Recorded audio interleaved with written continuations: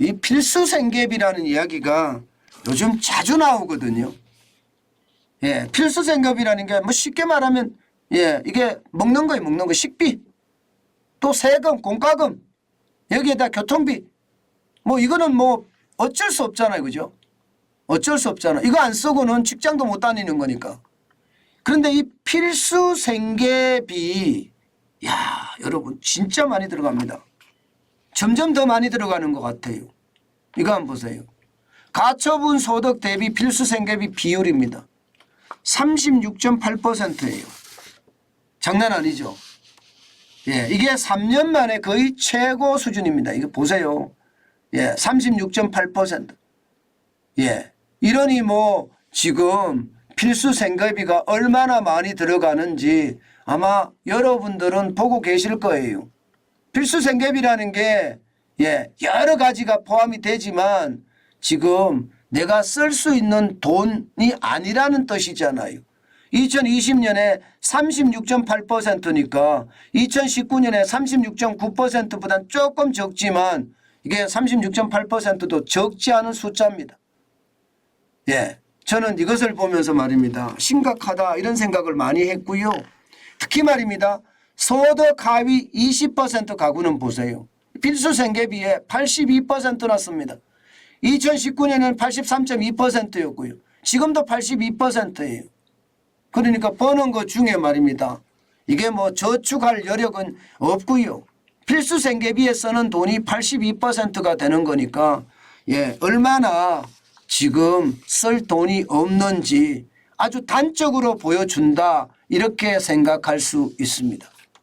저는 이런 지표를 보면서 말입니다. 예, 이게 실물 경제잖아요.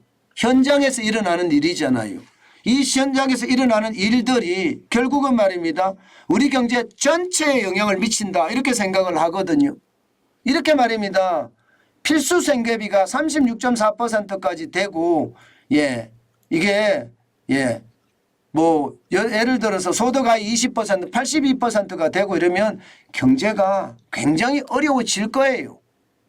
게다가 말입니다.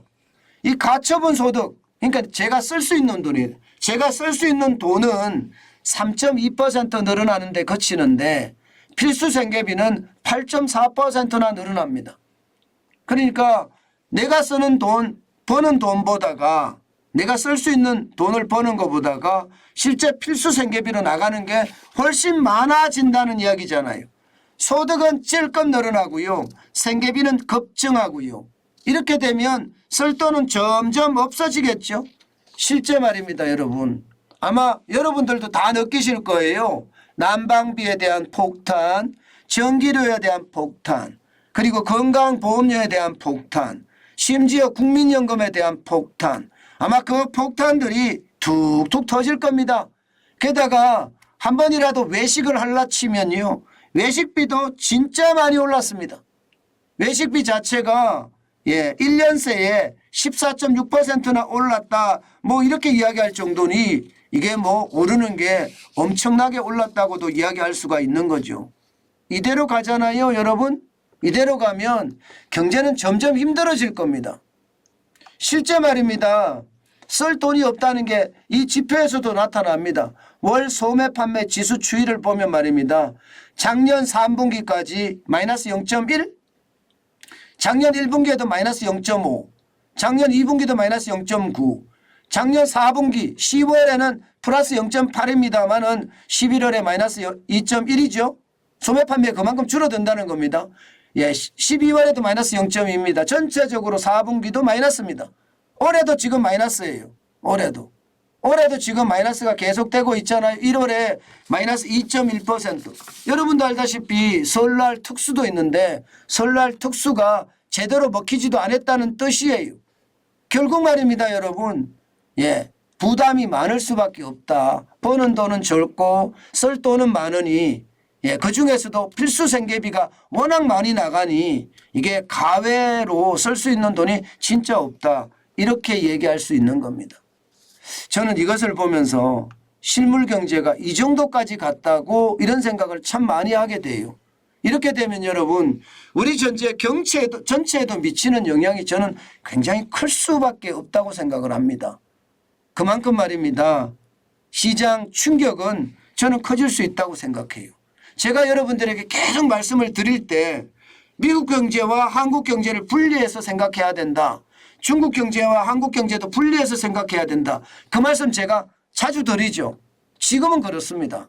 미국 경제가 좋아진다고 중국 경제가 좋아진다고 우리 경제가 좋아질 것이냐. 쉽게 좋아지지는 않을 겁니다. 물론 좋아질 거예요.